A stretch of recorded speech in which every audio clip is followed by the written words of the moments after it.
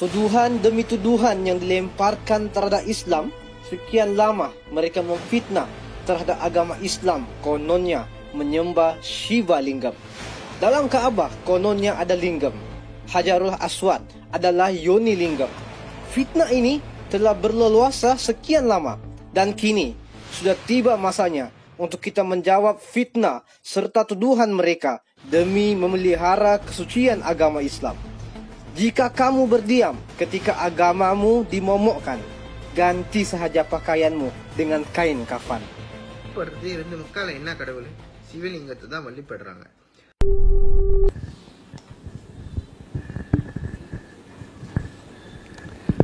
Bismillahirrahmanirrahim.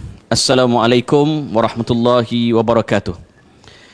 Pertama sekali, saya ucap terima kasih pada semua yang setia menanti live pada malam ini. Walaupun ada sedikit masalah teknikal, bak kata orang putih, the show must go on. Tuan-tuan dan puan-puan yang saya hormati sekalian, ibu saya berbangsa Siam, bercampur Cina dan ada sedikit darah Filipin.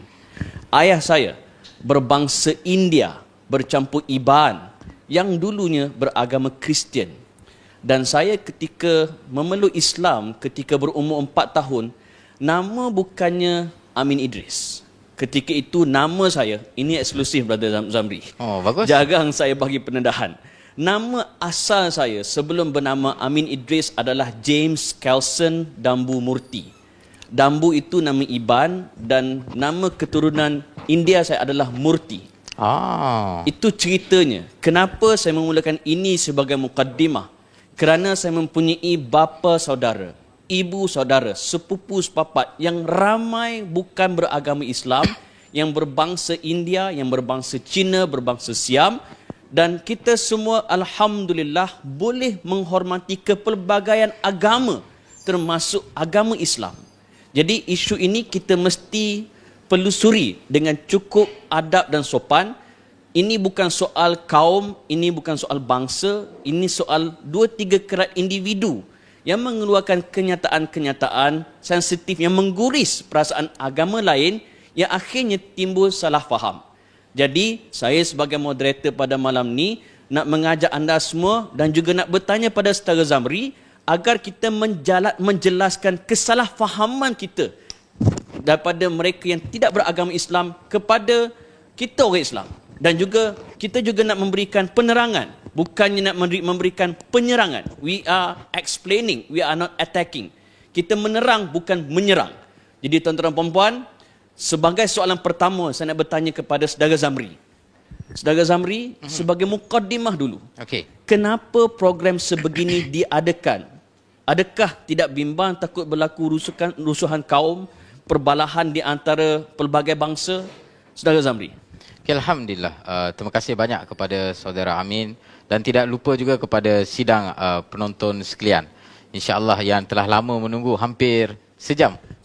Hampir sejam. But the show must go on, brother. Yeah, of course. Dan tadi kita pun ada masalah teknikal sedikit, live terhenti seketika. So insyaAllah berkaitan dengan soalan yang Bro Amin tanya tadi, kenapa sebenarnya kita nak buat program ini?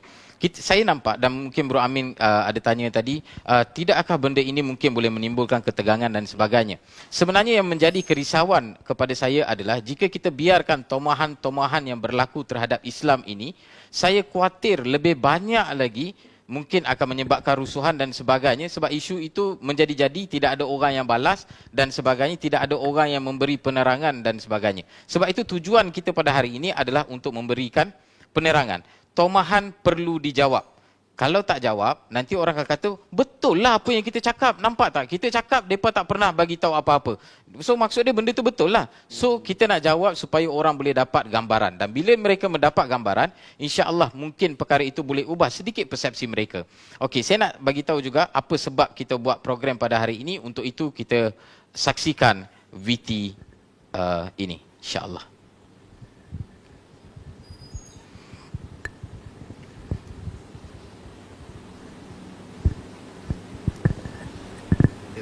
நான் தமிழ்ல பேசுறேன்னா நம்ம ஆளுங்களுக்காக நான் பேசுறேன். ஏன்னா ஆயில பேசுறாங்க நான்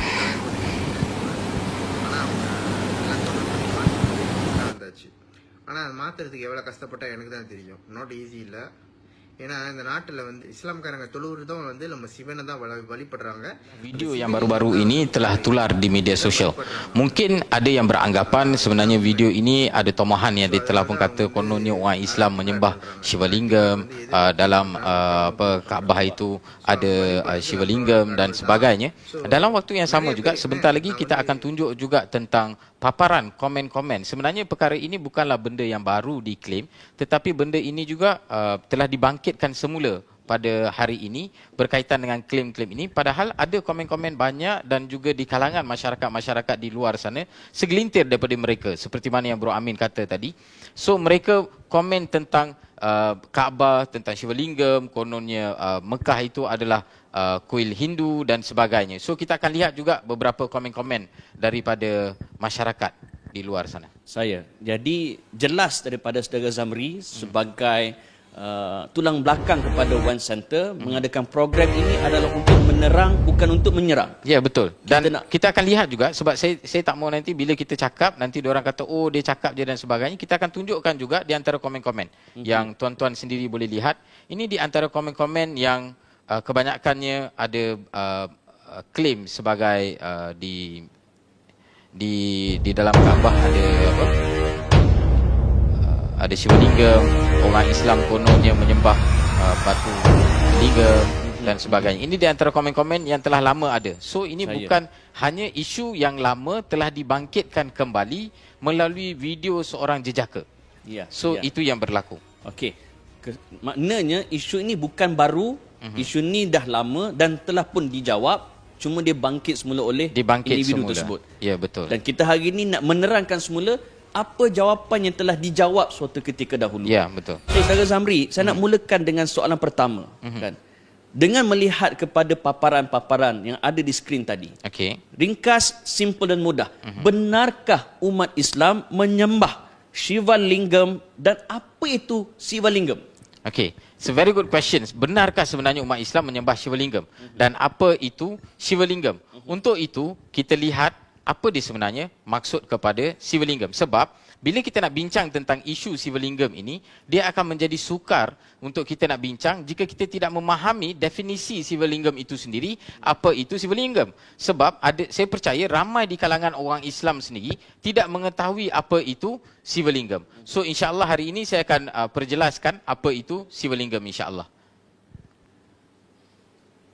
Kita saksikan slide yang kita paparkan dan untuk makluman, kita sediakan ini untuk memudahkan kefahaman semua bangsa, semua agama, terutama sekali rakan-rakan Muslim. Silakan Saudara Zamri. First, saya nak bagi tahu dulu dekat semua penonton, tujuan kita bagi tahu perkara ini dan apa yang saya akan percakapkan ini bukanlah pandangan saya peribadi, tetapi ini adalah pandangan-pandangan yang telah diberikan oleh scholar di dalam agama Hindu sendiri, yang mana saya ambil daripada kitab-kitab agama mereka. Okey, itu yang pertama.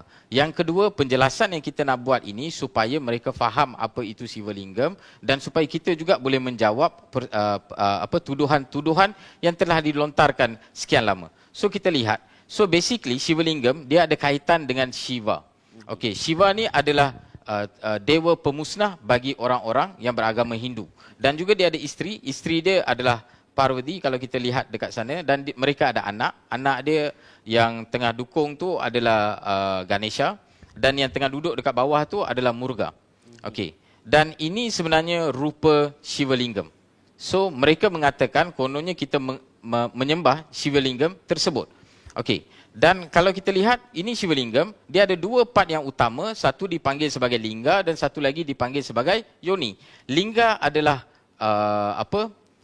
lingga adalah bahagian yang nampak macam silinder dekat atas tu, dan juga yoni adalah bahagian bawah dia yang agak leper. Okey. So untuk kita nak memahami apa itu sebenarnya Shivalingam, kita perlu pergi kepada kitab mereka. Dia ada satu kitab di dalam agama Hindu yang dipanggil sebagai Shiva Purana. So dia basically berkaitan dengan story-story yang berkaitan dengan dewa Shiva mengikut daripada ajaran mereka. Dan hari ini bukan hanya saya nak cakap kosong je, kalau kita nampak kita memang ada buku Shiva Purana dekat sini. Tak cukup dengan satu, kita ada lagi satu juga dekat sini berkaitan dengan adakah ini siri-siri ataupun versi berbeza ataupun terbitan berbeza? Okay, basically dia ada terbitan daripada beberapa penerbit. Walau bagaimanapun isi kandungan dia sama, cuma kadang-kadang chapter ini ada dekat tempat lain, kadang-kadang dia ada berbeza. Contoh di dalam satu Shivalingga, perkara tersebut disebut dalam chapter 6, setengahnya ada disebut dalam chapter 12 dan sebagainya. Susunan berbeza. Susunan berbeza. Okay. Tetapi basically isi kandungannya sama. So ini adalah kitab apa nama tadi? Shiva Purana. Okey, dan kemudian untuk kita nak memahami apa itu sebenarnya Purana. Okey, kalau brother izinkan mungkin saya boleh terangkan sedikit. Silakan, supaya orang Islam juga dia boleh memahami tentang apa dia sebenarnya kitab ini. Kitab di dalam agama Hindu mereka percaya ada 18 Purana yang utama. So Shiva Purana adalah salah satu daripada 18 Purana yang utama, dan kalau kita lihat di dalam agama Hindu kita boleh bahagikan kitab ini kepada dua bahagian yang utama. Yang pertama disebut sebagai Shruti, yang kedua disebut sebagai Smriti. Shruti adalah kitab utama, kitab yang paling awal di dalam agama Hindu. Di bawah Shruti dia ada Veda, Rig Veda, Sam Veda, Yajur Veda dan juga Atharva Veda. Dan juga ada Upanishad. Upanishad ada pelbagai Upanishad. Okey, dan kemudian di bawah Smriti dia ada kitab-kitab ikhtias dia panggil, termasuk juga dengan Puranas. So dia ada Mahabharata, dia ada Ramayana, kemudian dia ada Bhagavad Gita. So ini adalah kitab yang paling famous di kalangan orang Hindu. So biasanya orang Hindu dia akan guna kitab ini. Namun apa yang kita nak cerita pada hari ini adalah kalau kita lihat tentang lingga ini, tentang lingga kita tak boleh tengok ianya disebut di dalam kitab-kitab Shruti. Kitab Shruti adalah kitab yang terawal. Kita boleh bahagikan Hindu ini kepada dua era yang terawal. Satu dipanggil sebagai era Vedic. Maksud dia era Vedic ini zaman terawal yang mana mereka mengikuti Veda dan sebagainya. Kemudian dia wujudnya era yang dipanggil sebagai era Puranas ataupun era Ihtihas yang mana dipercayai bermula 300 BC.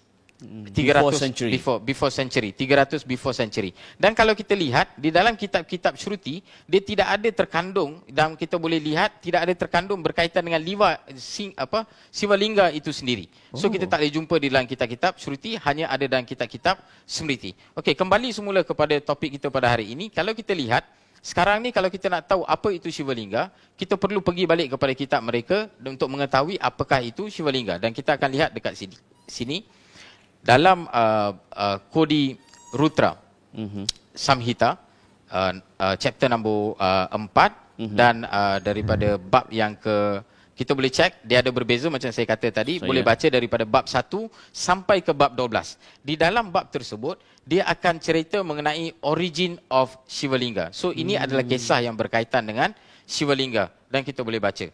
So di dalam buku tersebut ini di dalam bahasa Inggeris dan saya ada translatekan juga di dalam bahasa Melayu. Okey, kalau kita lihat di dalam tajuk kepada topik ini adalah yang diletakkan di dalam buku tersebut. Kalau Bro Amin pun boleh lihat di dalam ini. Dia ada diletakkan tajuknya adalah The Reason Behind Phallic Worship by the Sages. Chapter 6. Ya, boleh tengok kalau nak mungkin saya boleh tolong untuk Bro Amin. Bro Amin pernah tengok buku ni? Ini kali pertama saya buka buku ni. Okey.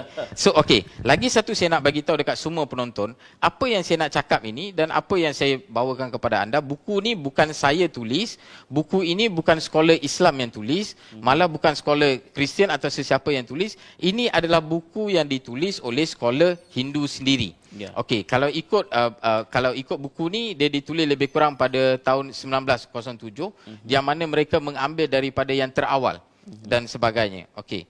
Dan penulis kepada kitab ini adalah Roma Harshana, yang ini disciple of Shiva Vyasadeva. Mereka percaya yang menulis kitab ini dan kemudian telah diterjemah dan telah ditulis kembali oleh J.L. Sastra pada tahun 1906. So ini basically adalah berkaitan dengan Shiva Purana. Sebelum kita pergi kepada topik, saya nak buka untuk Bro Amin. Okey, so kalau kita lihat ini dia punya chapter. So kalau chapter 4 kita kena pergi kepada nombor 4, dia panggil sebagai Kodi Rutra Samhita. Okey, ni chapter 4. So 4.5 dia cerita tentang Mahabal Shivalingga dan juga 4.6 the reason behind Phallic worship. I see. Okay. Itu yang Brother Zamdi sebut Phallic worship tadi. Ya, betul. Okey. So seterusnya. ini rujukan, saya ada bagi juga rujukan daripada ini. So macam yang saya kata tadi, boleh tengok juga daripada bab 1 hingga ke bab 12 sebab ada yang akan menceritakan kisah ini di dalam bab yang ke-12. So nak cerita tentang bagaimana dia wujud dan sebagainya. Ya. Mungkin penonton sendiri boleh baca apa yang telah saya tulis di situ. Ini adalah sejarah bagaimana Shiva Lingga itu wujud. Okey. Dan perlu kita tahu latar belakangnya agar kita faham. Agar kita faham. So pada peringkat awal pendeta ingin tahu. Tengok dekat sini dia start, pendeta dengan rasa ingin tahu bertanya Sutaji. So yang tengah cerita kisah ini adalah Sutaji tentang tujuan mengapa Dewi Parvati telah mengambil keputusan untuk muncul dalam bentuk Faraj ataupun dipanggil sebagai Yoni. So basically kalau kita lihat daripada buku ini, dia mengatakan yang lingam itu adalah pelik ataupun dalam bahasa Melayunya kemaluan lelaki, dan juga Yoni itu adalah Faraj. Dan mereka ceritakan pada zaman dahulu sebahagian pendeta telah membuat penebusan dosa ataupun mereka pergi bertapa lah. Okey, mereka bertapa di kuil Shiva yang berada di hutan Daruk.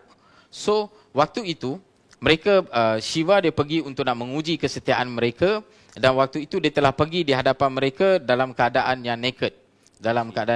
Dan kemudian isteri-isteri pendeta datang. Saya pendekkan cerita, isteri pendeta kemudian datang dan berlaku beberapa bila pendeta isterinya datang, ada yang macam tertarik dan sebagainya. Kemudian ketika itu bila datang pendeta-pendeta ini, pendeta pula tengok, oh siapa ni tiba-tiba dia datang. Sebab waktu Shiva pergi itu, Shiva tak pergi sebagai Shiva, dia telah pergi sebagai menyerupai satu orang yang lain. So waktu dia pergi, bila orang nampak, kemudian pendeta itu telah menyumpah Shiva agar kemaluannya terpotong. Dan apabila kemaluannya terpotong, kemaluan itu tengah jatuh daripada langit, dan kemudian orang-orang pendeta ni dah sedar benda itu tengah datang, dan mereka merasakan itu adalah ancaman kerana dia sangat panas, membakar apa yang ada dan sebagainya. Mereka pergi minta tolong dengan Brahma. Brahma ini adalah satu lagi dewa di dalam agama Hindu. Mereka pergi minta tolong dan Brahma bagi tahu, kenapa kamu telah timbulkan kemarahan Shiva. Untuk memadamkan kemarahan itu, kamu perlu berjumpa dengan Parvati, dan mereka meminta agar minta Parvati untuk mengambil rupa bentuk Faraj. Agar yakni kemaluan wanita, agar mengambil rupa bentuk kemaluan wanita untuk yang tengah jatuh tu, supaya dia boleh sambut. So ini sebenarnya adalah kisah bagaimana Shiva Lingam wujud, dan selepas ini baru wujudnya penyembahan kepada Shiva Lingga, ataupun kisah ini juga dikenali dengan nama Hatkeshwar. So ini adalah sejarah bagaimana Shiva Lingga wujud. Mungkin ada yang tidak berapa, mungkin ada kata betul ke kisah ini dan sebagainya. Kepada tuan-tuan yang sedang menonton, jika ada masa dan sebagainya, boleh beli juga Shiva Purana dan sebagainya, boleh baca sendiri. Dan kisah ini bukan hanya diceritakan dalam Shiva Purana. Dalam Shiva Purana dia ada lain sikit. Kalau kita tengok dalam Encyclopedia Hindu, di dalam Encyclopedia Hindu juga ada menceritakan tentang kisah ini, namun naratifnya agak berbeza sedikit. Namun dia tetap memberikan makna kepada lingga itu adalah kemaluan Shiva, dan juga Yoni itu merujuk kepada Faraj Parvati, isteri kepada Shiva. So ini yang ada dalam itu, dan juga boleh rujuk satu lagi rujukan yang ada adalah di dalam Lingga Purana. So ada satu Purana yang dinamakan sebagai Lingga Purana. So mereka boleh cek juga di dalam Lingga Purana untuk mendapatkan maklumat tentang perkara ini. So saya juga ada dapatkan beberapa dictionary. So bila kita nak tahu tentang satu bahasa, tentang satu perkataan, Bro Amin, so adalah bagus jika kita pergi kepada kamus bahasa tersebut untuk mengetahui apa sebenarnya maksud kepada lingga, untuk berlaku adil. Dan seperti mana yang kita tahu, bahasa Sanskrit adalah a dead language, bahasa yang telah mati. Tidak ada satu pun peradaban manusia yang pada hari ini masih lagi menggunakan bahasa Sanskrit sebagai bahasa pengantaran ataupun bahasa perbualan harian mereka. So bila kita nak tahu maksud kepada perkataan itu, kita perlu rujuk kembali kepada kamus yang terdapat, kamus di dalam bahasa Sanskrit. Ini antara salah satu kamus yang mana bila kita cari Shiva Lingga, dia keluar. Shiva Lingga, apa makna kepada Shiva Lingga? Shiva genital organ of Shiva worship in the form of lingga. So ini yang terdapat. Dan mungkin ada yang kata, oh dictionary itu tak betul. Saya ambil dictionary yang lain yang memberi makna yang sama juga. Definisi the male organ of phallus yang ini memberi makna kepada kemaluan, dan juga dictionary yang lain pun lingga memberi maksud yang sama juga. Ada 3 dictionary yang saya ambil. Dan juga kalau kita lihat, contohnya bila kita nak tahu apa sebenarnya buku. Ada orang dia tak faham maksud buku. So kita nak tahu lebih lanjut tentang buku, mungkin kita boleh lihat apa sebenarnya maksud kepada buku teks. Apa maksud buku teks?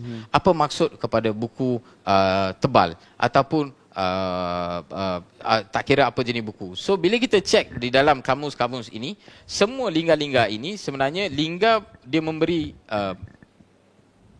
dia menghala, maksud lingga itu memang menghala kepada kemaluan lelaki ataupun penis. Ini di antara yang kita boleh lihat, lingga agra, the end of gland of penis, semua ini memberi makna kepada penis. Dan juga bila kita cek apa dia yoni, bila kita cek di dalam kamus tersebut, vagina, apa maksud kepada vagina, salah satunya adalah yoni. Dan kita boleh nampak dalam kamus lain juga perkara yang sama. Namun Bro Amin, apa yang saya nak cerita pada hari ini adalah berkaitan, sebelum itu mungkin kita boleh lihat juga di peringkat awal. Okey, saya ada collect juga beberapa gambar-gambar terawal mengenai dengan Shiva Lingga ini. Bagaimana rupa yang bentuk terdahulu. Yang terdahulu, yes. Tentang gambar-gambar yang terdapat dalam Shiva Lingga. Pada peringkat awalnya, ini di antara rupa bentuk Shiva Lingga yang ada. Kemudian ini antara yang lama-lama, yang terawal. Rupa-rupa Shiva Lingga yang kita boleh lihat. Ini antara yang terawal. Yang belah situ tu dekat Thailand. Oh. Okey. Dan ini adalah rupa Shiva Lingga yang terbaru.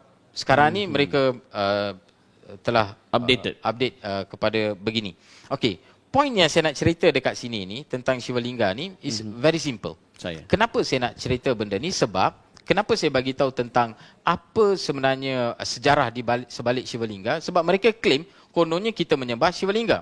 Namun kalau kita lihat di dalam mana-mana kitab agama Islam, baik Quran, baik hadis maupun karangan daripada mana-mana alim ulama, apa saja kitab, tak kira daripada mana-mana aliran, kita tak akan ketemui sebarang cerita sedemikian. Jadi klaim orang untuk mengatakan kononnya orang Islam itu menyembah Shiva Lingga, saya anggap adalah sangat tidak berasas dan tidak logik langsung. Sebab perkara tersebut tidak diajar di dalam agama Islam sendiri, dan Islam tidak mengajar kita untuk menyembah sebarang kemaluan, tak kira kemaluan manusia maupun binatang dan sebagainya, maupun menyembah sebarang faraj, sama ada faraj manusia, binatang dan sebagainya. Ajaran sebegini tidak terdapat di dalam mana-mana ajaran agama Islam. Itu yang saya nak jelaskan kepada orang-orang yang mungkin masih lagi beranggapan apakah benar orang Islam menyembah Shiva Lingga. So tujuan saya hari ini untuk menceritakan kisah ini supaya orang faham. So orang Islam pun akan tahu kisah-kisah sebegini tidak terdapat di dalam ajaran kita, dan kita tak ada kena-mengena dengan isu Shiva Lingga dan sebagainya. Mereka nak sembah apa, itu tidak ada kena-mengena dengan kita, kerana Allah Subhanahu Wa Taala berfirman di dalam Al-Quran, "Qul ya ayyuhal kafirun la a'budu ma ta'budun wa la antum 'abiduna ma a'bud wa la ana 'abidu ma 'abadtum wa la antum 'abiduna ma a'bud lakum dinukum waliyadin." Sesungguhnya kami orang Islam, kami tidak menyembah apa yang kamu sembah, dan kamu tidak menyembah apa yang kami sembah. Untuk kamu agama kamu, untuk kami agama kami. So saya harap klaim-klaim sebegini, kononnya orang Islam menyembah Shiva Lingga dan sebagainya, bolehlah hentikan setakat ini insya-Allah. Apa yang Zamri sebut ni bagi saya penting, kerana kita tidak ada masalah tentang pemahaman rakan-rakan yang beragama Hindu terhadap definisi Shiva Lingga. Ya, betul. Itu sembahan mereka dan kita tidak sesekali mempertikaikan. Betul. Cuma yang kita terasa dan terguris apabila mereka mengatakan kita menyembah Shiva Lingga. Ya, betul. Ditambah pula apabila ada kenyataan yang menyebut wujudnya Shiva Lingga di dalam Kaabah. Betul. Ini yang menyebabkan seluruh umat Islam, bukan hanya di Malaysia, malah seluruh dunia bila melihat video ini, ada yang bertanya saya, mengapa ada orang Malaysia boleh mengatakan begini? Dan program pada malam ni, saya nak ambil kesempatan tanya kepada saudara Zamri, benarkah Shiva Lingga berada dalam Kaabah? Dan selama ni, kenapa Kaabah ditutup? Sebab memang nak menyembunyikan Shiva Lingga daripada orang Islam, supaya orang Islam tak terkejut melihat Shiva Lingga berada di dalam Kaabah. Saudara Zamri, tolong jawab soalan ini. Okay, very good question. Ramai yang beranggapan, apakah di dalam Shiva Lingam itu, apakah di dalam Kaabah itu ada Shiva Lingam? Kenapa orang Islam ni dia macam sekretif ni? Dia tak tunjuk apa yang ada di dalam Kaabah. Ke dia orang simpan Shiva Lingam kat dalam tu dan sebagainya. Persoalan-persoalan ini bukan hanya timbul di dalam media sosial, ataupun bukan hanya dibangkitkan oleh jejaka yang buat video yang memurtadkan seorang wanita Muslim itu, bukan hanya dibangkitkan, tetapi persoalan-persoalan ini telah wujud jauh lebih lama.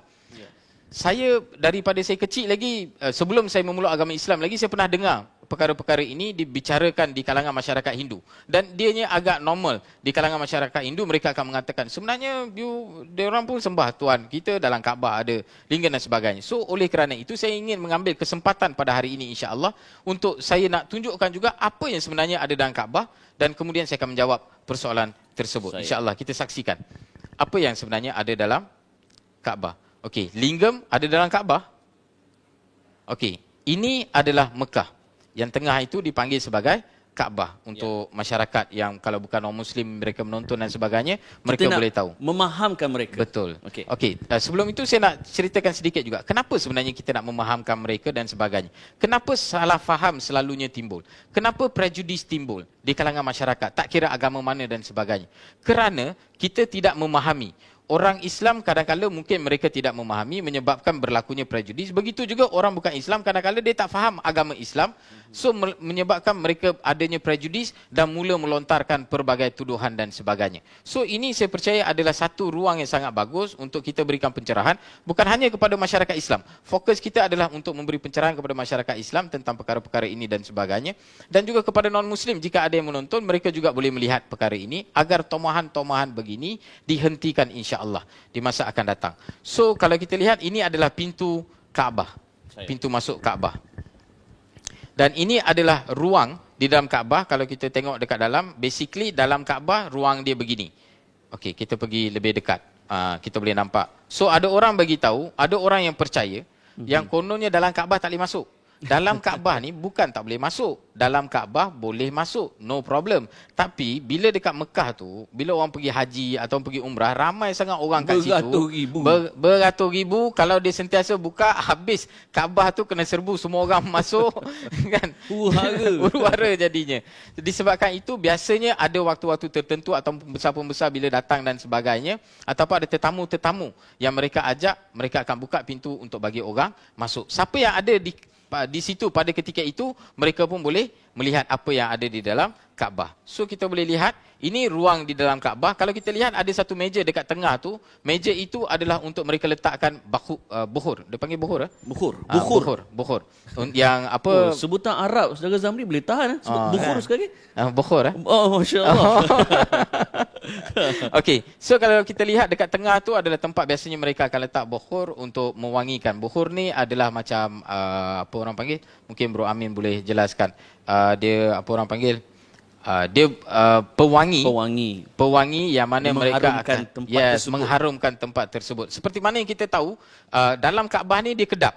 So bila mereka letak bukhur itu, dia akan sentiasa mewangikan ruangan di dalam Kaabah. Okey, dan kita boleh lihat ini di antara penjuru-penjuru dia ada ayat-ayat Quran yang ada di dalam Kaabah dan sebagainya.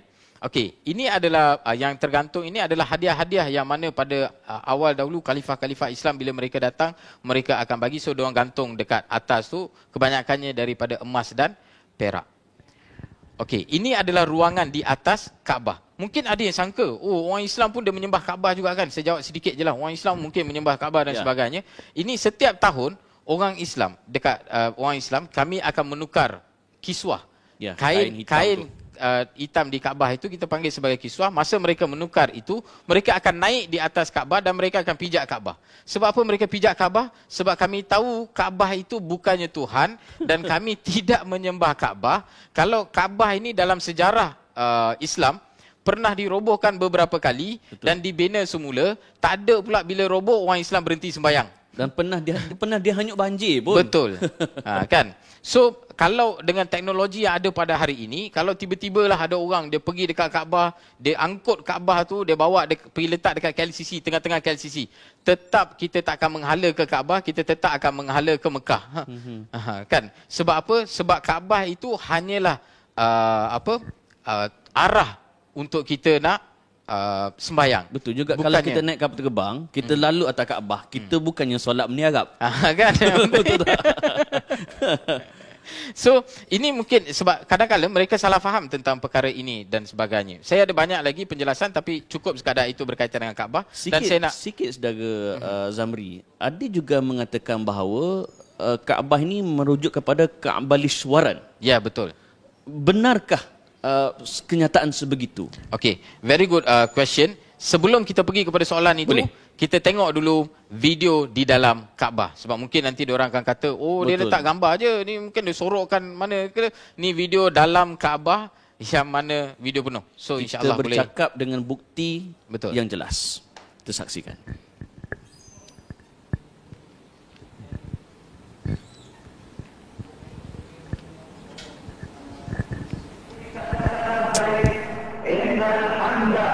Adalah ruangan di dalam Kaabah. Setiap inci ditunjuk supaya para penonton dapat melihat dengan jelas, dengan langsung.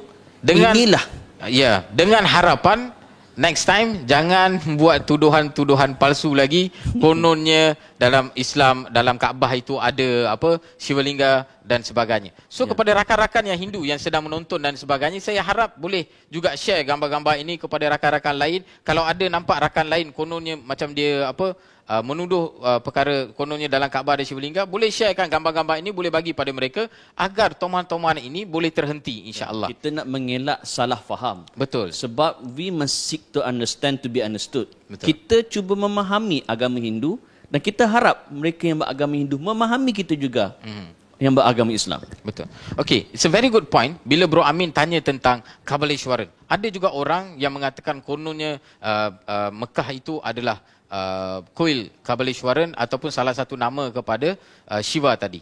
Okay, perkara ini pernah juga dinukilkan oleh beberapa orang apa orang panggil scholar Hindu. Antaranya adalah Sri Sri Ravi Shankar. Sri Sri Ravi Shankar ni, kalau kita tengok sejarah dia, alhamdulillah, good question, saya juga dapat jawab bagi pihak untuk menjelaskan tomahan yang terkena pada Dr. Zakir Naik. Okay. So Sri Sri Ravi Shankar, dia pernah menulis satu buku tentang Islam and also Hindu, The Thread. Tajuk buku dia, The Thread. Masa dia tulis buku itu, so ada banyak fakta-fakta yang salah berkaitan dengan Islam yang terdapat di dalam buku itu. Jadi Zakir Naik buat apa? Zakir Naik ajak Sri Sri Ravi Shankar untuk adakan dialog. Dialog untuk bagi penerangan tentang apa salah faham yang telah timbul di dalam tulisan buku yang ditulis. Siapa yang tulis buku dulu? Bro Amin? Buku mana Sri ni? Sri Ravi Shankar. Buku ni. Yang disebut tadi. Yang saya sebut. Siapa yang tulis? Sri Sri Ravi Shankar. Okey. Tak ingat nama dia. Saya ingat Sri-Sri je. Okey. So yang tulis buku itu adalah Sri Sri Ravi Shankar. Okey. Yang jawab siapa? Dr. Zakir Naik. Ya. Betul tak? Okey. Kenapa dia jawab? Kerana Sri Sri Ravi Shankar menulis buku dengan fakta yang salah. So bila dia jawab benda itu dan buat dialog dan sebagainya, akhirnya timbul di kalangan orang Hindu mengatakan Dr. Zakir Naik telah menghina agama Hindu. Padahal dia hanya menjawab Dan membetulkan fakta. dan membetulkan. Mungkin boleh jadi juga macam kita pada hari ini, kita nak menjawab kepada tomahan. Kalau tak ada orang yang buat tomahan, perlu tak ke untuk kita menjawab? jawab? Kita tak perlu jawab. Tapi bila ada orang buat tomahan, kita wajib jawab. Sebagai seorang Muslim, dalam dakwah ni ada dua perkara yang perlu kita jalankan serentak. Yang pertama sekali, mengajak orang kepada Islam. Mengajak manusia kepada Allah Subhanahu Wa Taala untuk hanya mengesakan Allah Subhanahu Wa Taala, hanya menyembah Tuhan yang satu. Itu yang pertama. Ini tugas setiap orang Islam. Yang kedua, mencegah kemungkaran. Memfitnah terhadap nama agama Islam juga merupakan satu kemungkaran. Fitnah. Yang mana perlu kita sangkal. Sebagai pendakwah, amal ma'ruf nahi mungkar. So kita kena ajak orang kepada kebaikan dan juga kita kena mencegah kepada kemungkaran. So bila ada tuduhan, perlu tak kita jawab? Kena jawab. Kena jawab. Wajib untuk kita jawab agar membersihkan nama agama Islam. Okey, kembali semula kepada Kabaleshwaran itu. Apabila kita cek di antara nama Kabaleshwaran yang mereka katakan kononnya ada di dalam kononnya pada peringkat awal sebelum Kaabah dan sebagainya, sebenarnya nama itu tidak pernah wujud pun yang merujuk kepada Mekah, Kaabah dan sebagainya. Kita tak jumpa sebarang perkara itu. Itu sedikit short. Okey, berkaitan dengan, kita kembali semula kepada topik kononnya di dalam Kaabah itu ada Shivalingam. Kita dah tengok tadi, tidak ada Shivalingam. Bro Amin pun tengok tak ada. Kita pernah, Bro Amin saya percaya pernah pergi umrah. Saya pun pernah pergi ke Mekah. Kita pernah pergi, kita pernah duduk di situ dan kita pernah lihat semua perkara ini dan kita tahu memang tak ada seperti mana yang mereka klaim. Yang ironiknya, mereka yang tak pernah pergi tiba-tiba buat tuduhan sebegitu. So itu yang agak mengecewakan di kalangan mereka. Okey, dan kemudian yang kedua, kalau mereka nak kata dalam Kaabah ada Shiva Lingga dan sebagainya. Yang pertama sekali, orang Islam tidak menyembah Kaabah. Apatah lagi benda yang ada dalam Kaabah dan sebagainya, kalau Shiva Linggam ke dan sebagainya. Orang Islam tidak menyembah Kaabah. Ini saya nak bagi tahu very clear. Kita orang Islam hanya menyembah Allah Subhanahu Wa Taala. Barang siapa orang Islam ketika dia sembahyang, jika dia sangka dia setengah menyembah Kaabah, dia pun syirik. Ya. Dia bukan lagi Muslim. Kerana apa? Kita hanya menyembah Allah Subhanahu Wa Taala. Dalam Quran ada banyak guideline yang telah Allah Subhanahu Wa Taala berikan kepada kita orang Islam. Qul huwallahu ahad, Allahus samad, lam yalid walam yulad, walam yakul lahu kufuwan ahad. Allah sesungguhnya, katakanlah, sesungguhnya Allah itu hanya esa. Allah, God is only one. Kalau kita lihat, bukan hanya ayat ini, bukan hanya terdapat dalam Quran, ada God is only one. Malah kita juga boleh lihat di dalam kitab Hindu juga. Seperti yang saya kata tadi, dalam kitab Smriti, dalam kitab Shruti, kitab terawal. Dan dalam kitab terawal juga disebut Ekam Eva Vityam, yang membawa maksud God is only one. Dan kalau kita tengok dalam sejarah Hindu, masa zaman Shruti, zaman peringkat awal yang mana kita sebut sebagai zaman Vedic, masa itu tidak ada penyembahan berhala. Even orang Hindu tidak ada penyembahan berhala. Penyembahan berhala hanya tercatat ketika 300 CE tadi. Pada zaman 300 CE, waktu zaman Puranas, waktu zaman Itihas, baru adanya penyembahan berhala. Sebelum itu orang Hindu tak buat berhala pun.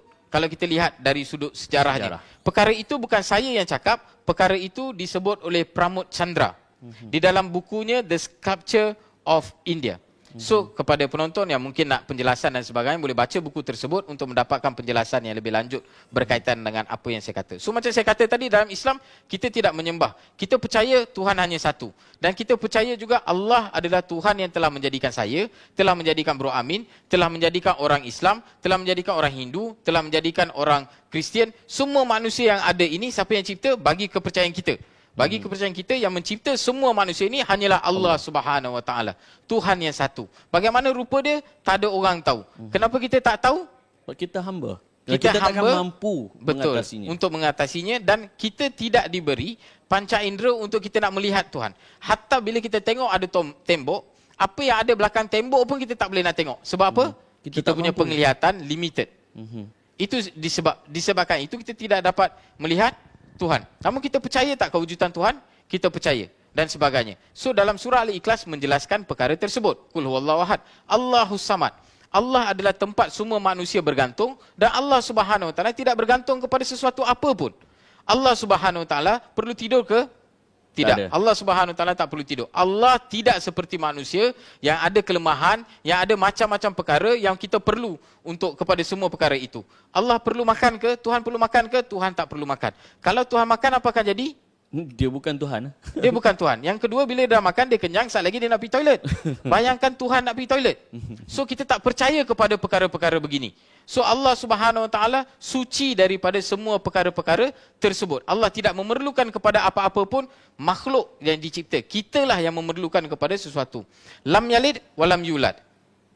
Tidak dilahirkan dan tidak yang melahirkan. Yes. Tidak dilahirkan, tidak ada tidak melahirkan dan tidak dilahirkan. Tidak dilahirkan. So basically Allah Subhanahu Wa Taala tidak ada anak dan juga tidak ada ibu bapa. So kalau kita tengok macam kononnya orang nak kata Shiva Lingga dan sebagainya, kita tahu bagi Shiva dia ada family, dia ada isteri, dia ada anak. So kita tahu confirm ini bukan Tuhan. Bagi pandangan kami as a Muslim, saya nak jelaskan perkara itu. Dalam Islam kita tahu tidak mungkin. Apatah lagi dan mereka nak percaya sebagai Tuhan, itu hak mereka. Hak mereka. Ya. Betul. Kita bagi penjelasan, itu hak kita. Okey. So itu pada mereka. Sebab tu saya nak bagi tahu, apabila tidak ada kepercayaan begitu, apatah lagi kononnya nak dakwa di dalam Kaabah adanya Shiva Lingam. Satu perkara yang sangat mustahil, sebab orang Islam semua faham Tuhan tidak ada mak bapak, tidak ada adik, tidak ada mak bapak dan tidak diperanakkan. Tidak ada anak. Kalau mak bapak pun tak ada, anak pun tak ada, apatah lagi nak ada saudara mara. Kan? Betul. Abang adik lagilah tak ada dan sebagainya. So Tuhan suci daripada semua perkara ini. Dan lagi satu sebab kenapa dalam Islam saya bila saya dengar surah Al-Ikhlas, keimanan saya terhadap Islam, kepercayaan saya terhadap Islam itu jauh lebih menambah. Sebab apa? Sebab hari ini kalau kita tengok dalam filem-filem Bro Amin, macam filem Thor dan sebagainya kan, kita nampak kononnya dewa, dia ada adik-beradik dan Ada sebagainya. Apa adik-beradik. yang berlaku? Mula-mula dia Tuhan ada anak, kemudian anak tu bila jadi besar, dia jadi tuan besar. Bila jadi tuan besar, dia ada adik-beradik dan sebagainya. Lepas tu dia gaduh sama dia. Cuba bayangkan Tuhan gaduh dengan Tuhan. So benda ni kita tak percaya di dalam Islam. It is none of our belief. Yang last kali, walam yakul lahu kufuwan ahad. Tidak ada satu pun yang setara maupun serupa dengan Allah Subhanahu Wa Taala. So tak ada satu pun dalam dunia. So ini adalah basic principle yang ada di dalam Islam. So as a Muslim, kita tahu di dalam Islam ini apa saja benda yang ada lebih daripada satu, kita tahu dia bukan Tuhan. Sebab apa? Allah, kul huwallahu ahad. Allah hanya satu. Yang kedua, apa saja benda yang memerlukan kepada sesuatu perkara, dia perlu makan, dia perlu itu, dia perlu tidur, dia perlu apa saja yang dia perlu, kita tahu dia bukan Tuhan. Sebab Tuhan tidak memerlukan sesuatu apa pun, malah Tuhanlah yang memberi. Ya. Okey. Yang ketiga, apa saja benda yang ada adik-beradik, anak, bapa dan sebagainya, kita tahu dia bukan Tuhan. Ini kepercayaan di dalam Islam. Yang keempat, apa saja benda yang kita boleh nampak, kita boleh imagine, kita boleh bayangkan dan sebagainya, kita tahu itu bukan Tuhan. Sebab apa? Tuhan is beyond time, masa, jisim dan juga ruang. He is beyond all this. So kita, kalau kita nak melihat Tuhan, kita perlu keluar daripada time, masa, jisim dan juga ruang. Which is takkan berlaku. Takkan berlaku, hanya akan berlaku lepas kita mati. Betul. So baru kita boleh. Sebab itu kita tak boleh nak mencapai. So itu basically berkaitan dengan linggam di dalam Kaabah. Semoga pencerahan yang saya beri ini memberikan sedikit ilmu, bukan hanya kepada kita orang Islam dan sebagainya, dan juga kepada sidang penonton agama lain yang sedang menonton, supaya mereka boleh lebih faham apa sebenarnya konsep ketuhanan dalam Islam. Kenapa saya ceritakan perkara ini? Sebab saya percaya apabila orang bukan Islam, dia tahu ini sebenarnya yang kita percaya, so tidak akan timbullah isu-isu begini, tomahan begini, sangkaan begitu dan begini, dan fitnah-fitnah yang berlaku, insya-Allah. Sekali lagi kita tegaskan, lakum dinukum waliyadin. Bagi kami agama kami, bagi kamu agama kamu. Maknanya bagi mereka yang beragama Hindu, mereka nak menyembah Tuhan mereka, silakan. Kan? Dan pada masa yang sama, kita mempunyai hak untuk menjelaskan sekiranya ada fakta yang tidak betul tentang agama kita. Betul. Dan sekali lagi kita tegaskan, program ini takkan dibuat kalau tidak ada kenyataan yang seolah-olah misleading. Jelas misleading kepada apa yang sebenar. Satu lagi perkara yang mengganggu pemikiran dan juga jiwa sanubari umat Islam Malaysia, selain daripada Sivalingam tadi yang ada dalam Kaabah, ada yang mengatakan pula bahawa Hajarul Aswad merujuk kepada yoni. Saya yakin mungkin ada komen yang kita nak paparkan di skrin. Ini yang saya maksudkan, right? Mengatakan bahawa Hajarul Aswad merujuk kepada yoni. Sekali lagi minta saudara Zamri terangkan, adakah benar Hajarul Aswad ini merujuk kepada yoni? Dan ada juga mengatakan kita menyembah batu tersebut dengan mencium-cium, kita anggap itu adalah Tuhan. Saudara Zamri. Okey, soalan yang cukup bagus. Memang betul pun ada juga di kalangan mereka yang mengatakan kononnya Hajarul Aswad itu disebabkan rupa bentuknya begitu, orang kata oh ini yoni lah ni dan sebagainya. Dan macam saya kata tadi, dalam buku yang Sri Ravi Shankar tulis, itu juga merupakan salah satu benda yang ditulis di dalam kitabnya, yang mana disangkal oleh Dr. Zakir Naik itu sendiri. Akhirnya Dr. Zakir Naik yang dituduh sebagai menghina. Siapa yang menghina tadi? Mereka yang menghina dengan membuat pelbagai tuduhan. Kita menjawab penghinaan tersebut. Akhirnya siapa yang dapat cop? Dr. Zakir Naik. Dia kena cop. Okey. So saya pun ada pengalaman begitu. Tapi tak apa. Hari ini bukan isunya nak bincang tentang perkara itu. InsyaAllah kita nak bincang tentang Hajarul Aswad. Apakah Hajarul Aswad itu adalah yoni? Mari kita lihat. Ini adalah Hajarul Aswad. Kepada penonton yang nak lihat dan sebagainya, orang Islam macam saya kata tadi, mereka tidak menyembah Hajarul Aswad, mereka tidak menyembah Kaabah. Dan kalau lihat, kalau betul, kalau kononnya orang Islam menyembah pun, dia guard yang jaga dekat situ pun takkan berdiri macam tu. Dia takkan buat selamba macam tu kan. Kalau itu Tuhan. Kan?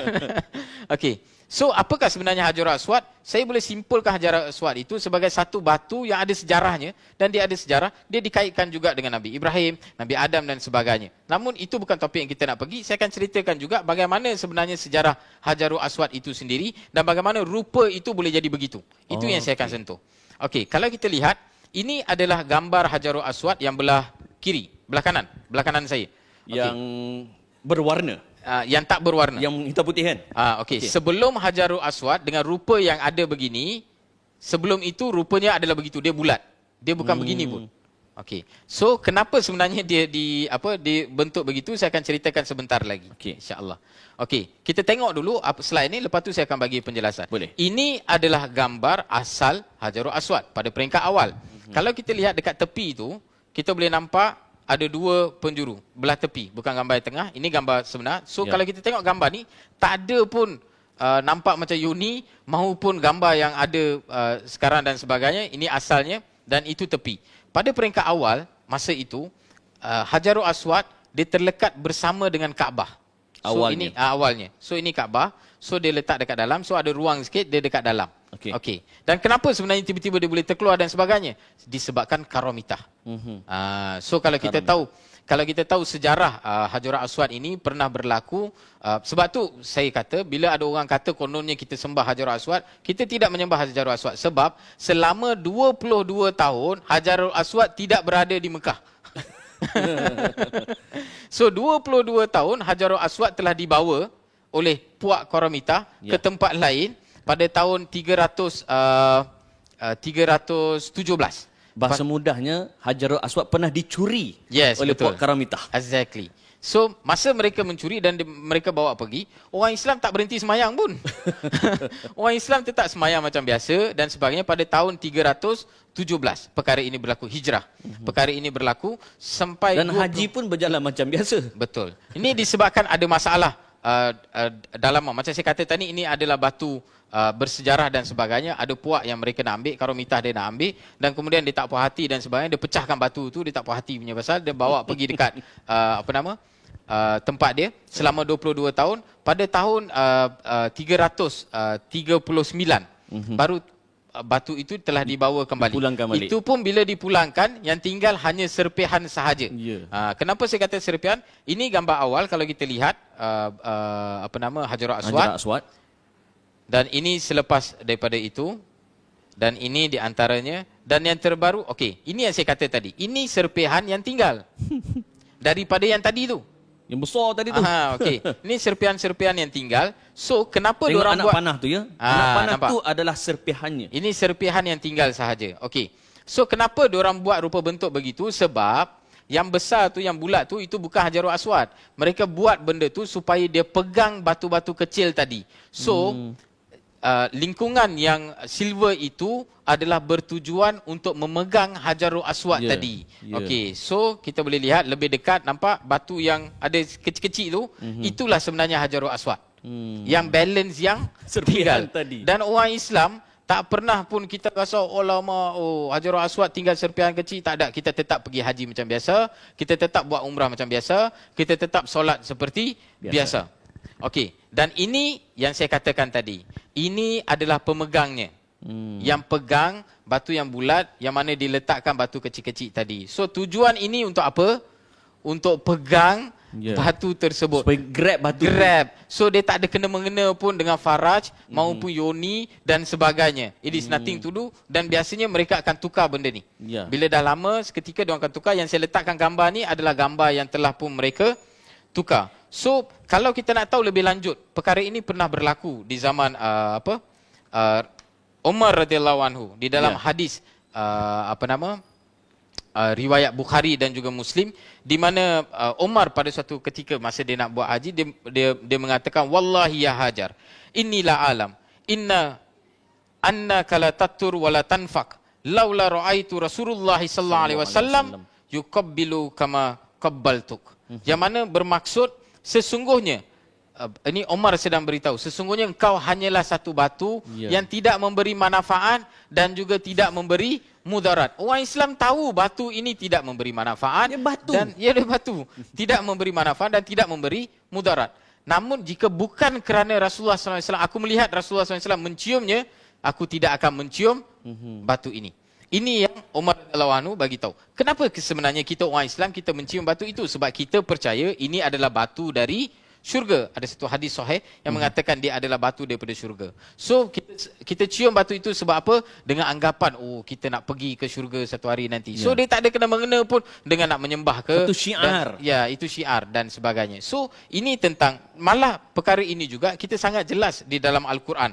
Jika kita lihat di dalam surah Al-A'raf ayat ke-197, Allah Subhanahu wa taala berfirman, benda-benda yang kamu sembah selain dari Allah Subhanahu wa taala. Sebab tu kita tahu kita hanya menyembah Allah Subhanahu wa taala. Benda-benda yang kamu sembah selain daripada Allah tidak akan dapat menolong kamu.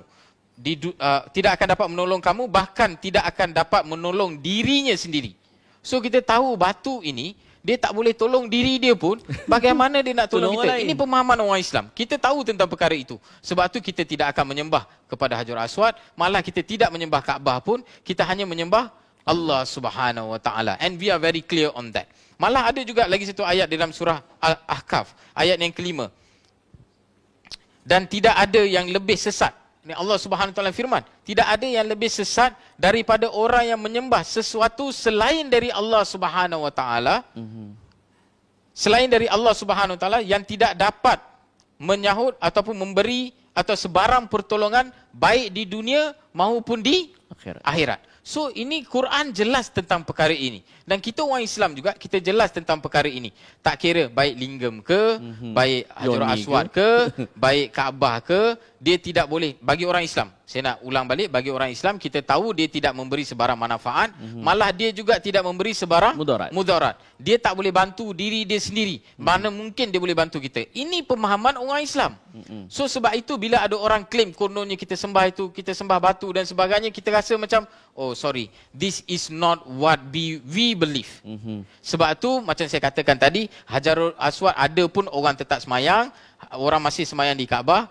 Hajarul Aswad tak ada pun masih orang sembahyang menghala ke Kaabah. Dia ada, tak ada, tidak menjadi masalah. Besok kalau berlaku satu gempa bumi ke, apa saja yang berlaku, mungkin Kaabah itu hancur dan sebagainya pun, kita tetap akan sembahyang juga menghala ke Kaabah. Kenapa kita menghala ke Kaabah? Sebab Allah Subhanahu wa taala memerintahkan kita untuk bila kita sembahyang, kita menghalakan diri kita ke arah Kaabah. Apakah Kaabah adalah pertama kita halakan? Tidak. Sebelum Kaabah, kita orang Islam bila sembahyang, pada awal dulu, bila sembahyang, kita menghala diri kita ke arah Masjidil Aqsa. Masjidil Aqsa awalnya. Dan kemudian turun perintah Allah Subhanahu wa taala untuk kita bertukar kepada Mekah. Itu membuktikan yang mana itu hanya arah, tak ada kena mengena pun sama ada di Masjidil Aqsa ataupun sama ada di Makkahul Mukarramah.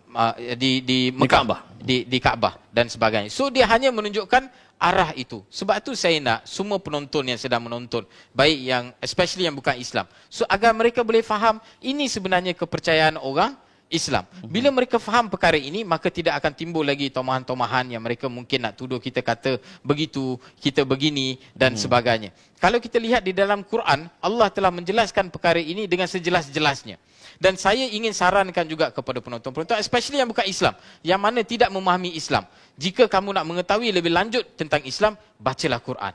Boleh ambil Quran, ada di dalam pelbagai bahasa. Ada di dalam bahasa Tamil, ada dalam bahasa Inggeris, ada dalam bahasa Melayu. Kalau nak tahu, you go back to the source. Macam kami, macam saya. Bila saya nak tahu tentang apa itu Shivalingga, saya tak cakap ikut suka saya je. Betul. Apa yang saya agak dan sebagainya, saya pergi kepada kitab mereka. Benar. Dan tengok apa yang terletak di dalam kitab mereka. Ya. Jika kamu nak mengetahui apa yang ada di dalam Islam, apa yang diajar dalam Islam, pergi kepada Al-Quran, kepada kitab agama Islam, supaya kamu boleh dapat dia punya the true picture. Exactly. Saudara Zamri, saya suka Saudara Zamri sebut, bila kita nak bercakap tentang agama mereka, kita rujuk kitab mereka. Betul. Sebab saya tengok dalam komen, ada yang menyuruh kita pergi Google lah tentang Kaabah.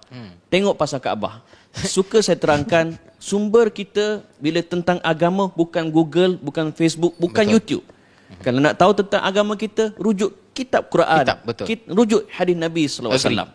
Dan satu perkara yang saya mohon Saudara Zamri juga terangkan, sebab saya jadi agak keliru. Satu, ada yang mengatakan Yoni ini terdapat di Kaabah. Shivalingam dan juga Yoni terdapat di Kaabah, terdapat di Hajar Aswad. Ada juga yang mengatakan ia terletak di Vatican. Ada yang kata terletak di Mexico. Ada yang kata terletak di Ireland. Betul. mohon sedikit pencerahan sebab ada juga rakan-rakan yang berada di sana, they feel offended dengan dakwaan tersebut. Barangkali ada salah faham yang perlu kita cerahkan, Saudara Zamri. Very good question. Perkara ini bukan hanya muncul dalam, ini kita panggil penyakit klaim. Ada setengah orang ni, dia ada penyakit klaim. Maksud dia semua benda dia nak klaim. Oh, ini dekat sini, ini ada dekat sini. Ini bukan masalah. Ini adalah masalah pemikiran beberapa orang yang mana semua benda dia nak klaim. Kalau mereka nak klaim sesuatu, boleh. You berikan you punya bukti. You berikan you punya fakta. Apa yang menyebabkan you cakap begitu dan sebagainya. Contoh, bila kami nak bercakap tentang Hindu, kami bukan cakap daripada pandangan kami ataupun kami bukannya cakap daripada apa Quran sebut dan sebagainya. Sebab bila kita cerita tentang Hindu, kita ambil apa yang ada dalam kitab Hindu, apa yang tercatat. Kalau kita ambil daripada Veda, kita ambil daripada kitab Veda. Sebab itu dalam kitab mereka. Kalau kita nak cerita pasal Kristian, kita ambil apa yang ada dalam kitab mereka. Itu yang kita buat. Dan kalau mereka nak bercakap, mereka sepatutnya ambil daripada kitab Quran. Boleh tengok dalam Quran maupun mana-mana kitab seperti mana yang saya katakan tadi, kamu takkan jumpa sebarang kisah seperti kisah Siva, kamu takkan jumpa sebarang kisah kononnya orang Islam dalam kitab-kitab ini menyeru kita untuk menyembah sebarang kemaluan maupun sebarang faraj dan sebagainya. Semua perkara ini adalah mengarut dan tidak pernah wujud di dalam agama Islam. Bagi kita dia adalah mengarut. Bagi orang Islam, saya nak jelaskan. Bagi kita tak percaya benda-benda begini. Seperti mana yang saya telah jelaskan tadi. We as a Muslim, we are very clear. Kenapa saya jelaskan perkara itu? Ini adalah soal akidah. Seperti mana yang saya katakan tadi. Apabila Umar radhiyallahu anhu, dia mengatakan, hai, kamu hanyalah satu batu yang tidak memberi manfaat dan maupun tidak memberi mudarat. Dia cakap kepada siapa? Dia cakap mengalah kepada siapa? Hajarul Aswad. Hajarul Aswad. Sebab apa? We are very clear this thing. As a Muslim, we are very clear. So itu perkara. Namun bila cerita pasal klaim ni, saya nak tunjukkan juga apa-apa klaim sebab kononnya lingam ada di Kaabah, bukan hanya diklaim tentang Kaabah saja, malah diklaim di banyak tempat. Kita lihat apa-apa tempat yang pernah diorang klaim terdapatnya Shiva Lingam. Semua, sebab tu saya wujudkan semua adalah lingam dan sebagainya. Kalau kita lihat, dia start dengan Kaabah. Ini antara orang yang mengatakan kononnya Kaabah itu adalah Shiva Lingam, ada Shiva Lingam dan sebagainya. Dan ini Vatican City. Ini Vatican City yang mana diorang kata kononnya Vatican City itu adalah Temple of Shiva ataupun Shiva Lingam. Ini ada lagi. Tengok, siap buat YouTube lagi dan sebagainya. Ini antara klaim-klaim diorang. Tak cukup dengan Vatican City, diorang bagi tahu Teotihuacan yang ada di Mexico itu pun adalah Shiva Lingam juga sebab bentuk dia diorang kata begitu. Nampak? Ada lagi. Mexican Great Temple of Shiva. Kalau orang Mexico dengar, saya pun tak tahu apa yang diorang akan fikir dan sebagainya. Ini Old Europe. Dekat Europe pun diorang kata ini adalah yang tadi kita tunjuk. Dan kemudian ini adalah di island. Di island. Asal ada batu berbentuk seperti silinder, diorang terus claim itu adalah. Saya rasa dia adalah satu perbuatan yang tidak bertanggungjawab. Yang perlu dihentikan. Melainkan bila dia cakap begini, dia bagi fakta. Dia bagi archaeological punya penemuan ataupun dia bagi scientific punya evidence dan sebagainya. Okey, kita boleh bincang, orang pun nak dengar agak seronok untuk dengar sebab dia bersifat ilmiah. Tetapi kalau dia hanya bersifat tuduhan, saya tak rasa orang akan anggap itu dan malah saya juga khawatir sebab saya juga India. Saya juga khawatir nanti bangsa-bangsa lain akan menganggap bangsa India ni tak ada kerja lain melainkan hanya klaim mencakap je tapi bila minta bukti, dia tak ada bukti. Kita tak mau orang rasa begitu terhadap bangsa kita. Saya masuk Islam, I'm a Muslim. I'm a Muslim. I'll die as a Muslim. But I'm an Indian. Bangsa saya tidak akan berubah. Dan saya clear tentang perkara itu sampai bila-bila. Dan kita boleh tengok lagi, apa lagi claim. Ini di island juga. Ini antara tempat-tempat lain dan website-website lain yang menceritakan tentang perkara ini. Malah di Jordan. Ya. Ini di apa, Petra? Yes. Petra pun diorang claim adalah Shiva Temple juga. Dia. Tengok. Ini di tempat lain. Ini di tempat lain. Benda yang sama. Tengok, ini di Colorado, di Amerika Syarikat. Ini pun diorang claim disebabkan hakisan air ada macam bentuk dekat atas tu, macam silinder. So diorang kata ini pun adalah temple of Shiva. So sebenarnya tempat yang tadi kita tengok adalah Isis Temple. Isis Temple pun diorang claim sebagai Shiva Lingam. Shiva punya temple juga. Tengok, ini satu masjid. Tak ada rupa Shiva Lingam pun, diorang claim kata itu pun adalah sculpture of Shiva Lingam juga. Ni dalam Tamil, ni dalam English. Okey, ini antara klaim-klaim yang diorang buat dekat Serpent lah, apalah, macam Goddess lagi banyak Al-Huza daripada yang saya adalah baca, Saudara Zamri. Okey. Dan ini pun diorang klaim juga, Shivalingam air pancut. Asal ada apa? So saya rasa ini adalah perbuatan yang tidak bertanggungjawab. So kalau nak klaim, boleh tak klaim? Boleh. Bawa bukti, bawa evidence, bawa hujah kamu. Bawa apa sebenarnya kamu punya fakta yang kamu ada. Archaeological punya, kalau kamu nak claim tempat dan sebagainya, archaeological punya evidence ataupun scientific punya evidence, Historical ataupun evidence. Historical evidence ataupun apa yang terkandung di dalam kitab. Hatta dalam kitab agama Islam. Sebab bila you claim tentang Islam, you kena berpandukan kepada kitab agama Islam. Kalau kami claim terhadap Hindu, kami kena berpandukan kepada kitab agama Hindu dan sebagainya, ataupun apa yang scholar Hindu cakap dan sebagainya. Apa yang saya ceritakan daripada tadi berkaitan dengan agama Hindu, apakah itu pandangan saya? Tidak. Apa yang saya cakap semua adalah pandangan dari sudut scholar Hindu itu sendiri dan juga daripada kitab-kitab mereka. Saya tidak menulis kitab ini, maupun bukan orang Islam yang tulis, bukan Kristian juga yang tulis, dan bukan Buddha juga yang tulis. Yang tulis siapa? Scholar mereka sendiri. Scholar mereka sendiri. So kita ambil rujukan daripada scholar mereka. Dan saya percaya barulah dia akan jadi adil untuk diskusi ilmiah dan sebagainya. So saya harap isu klaim-klaim ini bolehlah dihentikan, melainkan ada evidence yang betul. Ada strong evidence dan sebagainya. Tak maulah bila kita tengok satu tempat nampak je bentuk macam ni, oh ni adalah ni Shivalingga. Oh tengok bentuk, oh ni adalah Shivalingga. Macam tu. Kan? Sebagaimana kita Islam tidak mengajar umatnya senang-senang claim semua benda Dajjal. Betul. Kan? Betul kan? Kan? Hari tu yang kita geng kata apa nama? Teori konspirasi. Bila dia kata kapal terbang yang bawa vaksin tu, dia merujuk pada hadis yang mengatakan Dajjal akan menaiki keldai tersebut. So itulah keldainya. Sebagaimana kita Islam melarang untuk kita claim sesuka hati tanpa hujah yang betul. Betul. Begitu juga dalam isu ini. I agree. Sebab benda ni bukan hanya kita cerita kepada mereka, termasuk juga kepada orang Islam sendiri. Orang Islam, kita nak claim sesuatu, kita mesti kena ada proof. Baru kita cakap. Kita kena ada evidence dan sebagainya untuk kita sandarkan kepada apa yang kita cakap. Kita orang Islam tidak diajar untuk cakap kosong-kosong ataupun just andaian dan sebagainya kemudian kita claim. Kan? Bila bercerita tentang apa yang Bro Amin bawa tu, saya teringat tentang geng-geng konspirasi ni. Sebab di kalangan mereka, sebab memang betul lah, Dajjal ini bila dia datang dia akan membawa fitnah. Ya, betul. Tapi yang sedihnya mereka memfitnah Dajjal itu sendiri.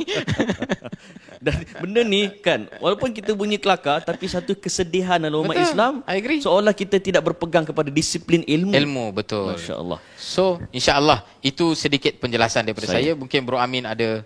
Saudara Zamri, okey, setelah kita bincang daripada kita pertama menjelaskan kita tidak menyembah Shivalingam. Ya, betul. Dan Yoni tidak ada kaitan langsung dengan Hajarul Aswad. Hajar Aswad. Dan bukti menunjukkan secara faktual tidak ada Shivalingam pun di dalam Kaabah. Dan kita juga menjelaskan bahawa Kaabah tidak ada kaitan pun dengan Kabalishwaran ke, Kabalishwaran ataupun kuil Shiva ke dan sebagainya. tidak ada. Betul. So apa yang kita perlu belajar dari apa yang sedang berlaku sekarang? Sebagaimana kita orang Islam diajar untuk tidak menghina Tuhan yang tidak beragama Islam, bagaimana pula dengan kawan-kawan kita yang tidak beragama Islam? Apa ibrah paling utama kita sebagai rakyat Malaysia perlu belajar? It's a very good question. Okay, sebenarnya dalam kita hidup bermasyarakat ini, apa yang saya nak bagi tahu, kita kena ada beberapa prinsipal di dalam hidup kita. Talk when you know something, then you talk dan sebagainya. Kalau ada orang bila dia cakap, dia bawa perkara itu dan sebagainya, kita cek balik apa benda. Contoh bila ada orang claim macam ni, kita bukan terus pergi dan kita buat video dan tidak. Kita jawab secara ilmiah dan kita berikan ini bukti kita dan sebagainya. Kalau ada orang juga dekat luar sana yang tidak, yang dia kata okey sebenarnya evidence kita bawa ni tak ada tu, tak ada betul tak betul dan sebagainya, you are pleased to come. Kita boleh buat dialog, kita boleh berbincang dan sebagainya Dengan penuh harmoni. Dengan penuh harmoni untuk kita untuk kita tegakkan ilmu itu sendiri. Ini cara orang berilmu apabila mereka nak handle sesuatu situasi. Berkaitan dengan isu menghina dan sebagainya. Saya sendiri, Bro Amin, saya pernah kena fitnah menghina agama orang. Saya pernah kena fitnah. Saya tahu mungkin ada yang menonton ya, di kalangan orang-orang Hindu, mereka mesti tahu Zamri Vinod ni kalau selepas Zakir naik, nama Zamri Vinod lah yang kedua yang disebut sebagai orang yang suka menghina agama orang lain. Okey, saya nak bagi tahu. Perkara itu sedikit pencerahan tentang alang-alang kita ada masa mungkin saya boleh ceritakan sedikit. Kenapa mereka menganggap begitu? Sebab ada satu video yang telah diviralkan selama 1 minit. Saya bercakap dalam agama Hindu ada 330 juta Tuhan. So video itu telah diviralkan 1 minit je.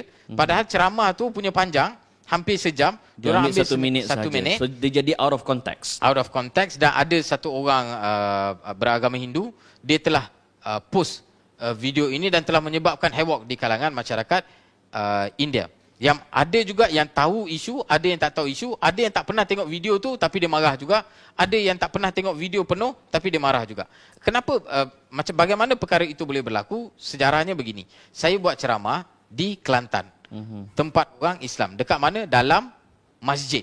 Ceramah saya adalah bagaimana saya boleh masuk Islam. Saya tengah cerita pengalaman saya memeluk agama Islam, apa yang menyebabkan saya masuk Islam. Saya tengah cerita kepada siapa? Orang Islam. Kepada orang Islam. Dekat mana? Di Tempat Kelantan, orang Islam. dalam masjid. Dalam masjid. Kepada audiens saya. Selama beberapa tahun video tu ada dekat internet, tak pernah ada kecoh, sampailah ada orang tidak bertanggungjawab, dia ambil 1 minit daripada saya punya video, buat kecoh, habis hampir semua Hindu tiba-tiba kata saya pula menghina. Saya cakap benda itu dan pandangan itu, bukan saya hanya cakap, saya still boleh buktikan pandangan itu adalah pandangan daripada scholar mereka sendiri. Sebab itu mereka ada buat report dan mereka telah report kepada pihak polis. Bila pihak polis tanya dengan saya berikan semua evidence itu. Itu bukan benda yang saya cakap, itu adalah daripada mereka dan ini adalah benda yang diajar juga kepada saya ketika saya Hindu dulu. Perlu ingat, I was a Hindu, then I become a Muslim. Disebabkan saya belajar tentang agama dan sebagainya, saya membuat ini saya membuat keputusan untuk saya nak memeluk agama Islam dengan melihat beberapa perkara yang mana saya fikir perkara itu tidak logik kepada siapa? Kepada saya. Ya. Saya cakap benda itu tidak logik kepada saya. Kalau dia logik kepada mereka, it's up to you. Saya tak halang. Kalau ceramah itu sebegitu, kalau saya pergi dekat kuil Hindu, kemudian saya cakap dekat orang Hindu, saya pergi dekat jalanan, saya cakap, okey, saya mengaku benda tu tak betul lah. Saya tak kacau dia orang. Saya buat dekat mana? Masjid Masjid di Kelantan pada orang Islam. Sekarang ni siapa yang kacau siapa? Video saudara Zamri lah dia ambil out of context. Diorang ambil, diorang post, lepas tu buat lucah-lucah dan sebagainya, diorang bubuh dan kemudian diorang kata saya pula ini, saya kacau diorang. Ni, you start kacau, bila saya jawab, saya jadi Pengacau. pengacau. Sama juga yang berlaku kepada Zakir, naik. Diorang buat satu buku, lepas tu tulis entah apa-apa, tak ada fakta berkaitan dengan Islam dan sebagainya. Apabila dipanggil, dijawab dan sebagainya, dia pun kena tuduh sebagai pengacau, penghina dan sebagainya. Bila kita bercakap, baik saya, baik Brother Firdaus Wong, baik Ahmad Ikram, ini adalah tokoh-tokoh yang kita nampak kalau dekat Malaysia ini banyak berbincang. Tokoh muda yang banyak berbincang berkaitan dengan perbandingan agama dan sebagainya. Yang saya pasti bila kita cakap tentang perkara ini, saya ada lihat juga even alhamdulillah saudara Ikram di dalam MRM bersama dengan tim Brother Firdaus Wong, mereka juga ada keluarkan video menjawab isu Sivalingam ini. It's a very good effort. Sangat bagus. Sebab ini tujuan kita. Kami ini adalah student-student perbandingan agama. Bila kita cakap tentang sesuatu agama, sebab ini bidang pengajian kami. Bila kita bercakap tentang sesuatu agama, kami tak sembang kosong. Kami tak main hentam saja. Kami cakap apa yang ada dalam kitab mereka. Ini adalah di antara kita punya research yang telah kami buat, yang kami belajar tentang agama. Bukannya kita saja-saja duk cakap dan sebagainya. Ini antara benda-benda yang telah kami kumpulkan. Yang mana kami tahu, we know what we are saying. Sebab itu, jika ada orang yang rasa kami cakap benda tak betul dan sebagainya, kami ajak, come, we can have a dialogue. We can have a very harmonical punya dialogue secara harmoni untuk kita bincangkan secara ilmiah. Dan ada beberapa orang yang kalau ajak untuk dialog, saya tak mau. Sebab saya ada beberapa kriteria kalau nak ajak untuk berbincang. Yang pertama, tak boleh gila. Kena waras. Dia kena waras. Sebab kalau kena macam orang gila, saya tak nak sebut lah. Ada beberapa orang ni, Dia orang duk ajak, tapi saya tak mau sebab saya tahu dia memang gila. Dia bila dia cakap pun dia duk merapu, duk bising. Macam mana kita nak Dikenali sebagai orang yang tidak factual. tidak factual, dan bagaimana kita nak berbincang dengan orang begini dan sebagainya. Yang kedua, dia jangan gila. Yang ketiga, dia jangan gila juga. So kalau orang itu dia tak ada gila, dia waras, dia sanggup untuk berbincang secara ilmiah, we have no problem. Dan pada isu itu juga, kami pernah menjemput daripada One Center. Kami pernah menjemput beberapa tokoh yang saya menganggap, saya dengan mereka, mungkin kita tidak sehaluan, tapi saya fikir dia adalah orang yang agak intelek, yang kita boleh bincang secara ilmiah dan sebagainya. Ajak mereka untuk kita adakan dialog. Benarkah Zamri menghina dan sebagainya? Tak mau datang. Beberapa orang kita ajak, tak mau datang dan sebagainya. Tapi yang mereka war-warkan dekat luar, Zamri Vinod telah menghina. Zamri Vinod telah menghina. Saya bukan menghina. Yorang kacau saya, ambil saya punya video 1 minit yang bertahun-tahun, video penuh bila ada orang boleh nampak angle apa saya tengah cakap. Yang bertahun-tahun ada dekat YouTube, tak pernah orang cakap apa. Yorang ambil, yorang cut, edit 1 minit, buat huru hara. Siapa buat huru hara? Yang cut video tersebut lah. Yang cut video tu. Yang cut video tu tengah happy-happy sekarang. Saya tahu siapa tu. Dia tengah happy-happy sekarang, dengan bangganya dia boleh buat lagi video bagi tahu dialah orang yang telah buat benda-benda ini. Come on, you should be ashamed of yourself. Ini perbuatan tidak bertanggungjawab. Kalau nak buat, ambil secara penuh.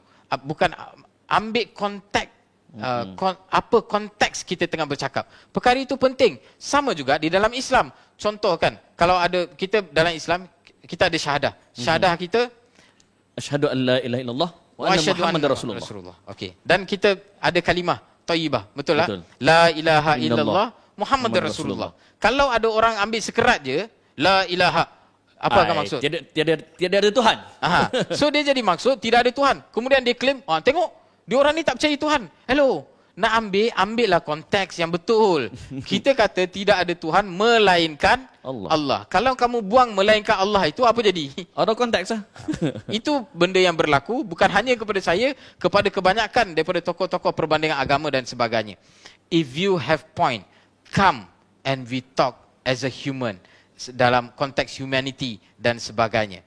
If you don't have point, daripada kamu buat fitnah, lebih baik kamu hanya berdiam diri sahaja, insya-Allah. Baik, Saudara Zamri, kita pun dah nak berada di penghujung rancangan. Saudara Zamri, ada apa-apa tambahan nak disampaikan pada para penonton? Okey, insya-Allah saya ada beberapa perkara yang saya nak jelaskan dekat sini. Okey. Sebenarnya bila kami buat program ini, kami tak ada pun niat kami nak serang sesiapa ke, ataupun kami tak ada pun niat kami nak hina sesiapa ke, nak itu dan sebagainya. Cuma bila kita bercakap ini, kita perlu keluarkan apa bukti kita cakap benda ini, apa hasil kajian dan malam kita. ini kita kemukakan semua bukti pada setiap hujah yang kita bawa. Dan bukti ini kita keluarkan tidak ada niat untuk menghina sesiapa, sebab ini adalah dalam bentuk ilmiah. Macam kita kata tadi, saya as a Muslim, kerja saya untuk beritahu kebenaran. Saya percaya Tuhan itu satu dan saya fikir itulah kebenaran. Kerja saya bagi tahu dekat orang. Yorang nak terima, tak nak terima, itu yorang punya pasal. Saya punya kerja hanya beritahu. Yorang tak mau ambil tahu, that is your problem. I just want to do my duty and I've done my part, insya-Allah. Masya-Allah. Baiklah Saudara Zamri, kalau saya sebagai pelajar undang-undang dulu, bila dalam mahkamah, yang lawyer yang dituduh kena ada pihak tertuduh kena ada lawyer, pihak yang menuduh kena ada lawyer. Dan bila masing-masing membawa bukti, tidak ada satu pun kata kau hina aku. Kan? Sebab itulah profesionalisme dalam berhujah. Begitulah kita pada malam ini. InsyaAllah. Baik, Saudara Zamri, saya ucap terima kasih. Dan pada anda semua yang sudah menonton, yang share, yang komen, terima kasih. Dan terima kasih juga pada mereka yang menjaga akhlak di dalam memberi komen. Alhamdulillah. Kerana Nabi Muhammad SAW dalam satu hadis dari Zamri, dalam Sahih Muslim, pernah Nabi berjalan dengan Aisyah. Dan ketika Nabi berjalan dengan Aisyah, datang seorang berbangsa Yahudi. Dia menghina Nabi. Dia kata, Assalamualaikum. Celaka ke atas kau, hai Muhammad. Nabi jawab, Waalaikum. Nabi tak kata, Waalaikumsalam. Nabi tak kata, engkau pun celaka. Cuma Aisyah, ialah bila laki dia kena maki, dia marah sikit. Kan? Dia marah sikit kan. So Aisyah jawab, Waalaikumsalam wa la'nah. Dia topak tambah lagi kan. Engkau celaka, engkau laknat. Nabi tarik tangan Aisyah. Nabi kata, kenapa jawab macam tu? Aisyah kata, tak dengar ke dia maki tadi? Nabi sebut, Sami'tu fa'ajabta. Aku dah dengar dan aku dah jawab. Dan Nabi bagi satu nasihat yang cukup powerful yang boleh jadi muhasabah kepada kita orang Islam dan rakan tidak beragam Islam. Nabi kata apa? Innallaha yuhibbur rifq fi kulli syai'. Sesungguhnya Allah sangat suka kita berlembut dalam semua perkara. Semoga kita jadikan hadis ini sebagai penghayatan dan panduan dalam hidup. Saya Amin Idris mohon mengundurkan diri. Terima kasih Saudara Zamri. Terima kasih banyak. Saya datang jauh dari KL demi-mu sahabat. Terima kasih banyak. Assalamualaikum warahmatullahi wabarakatuh.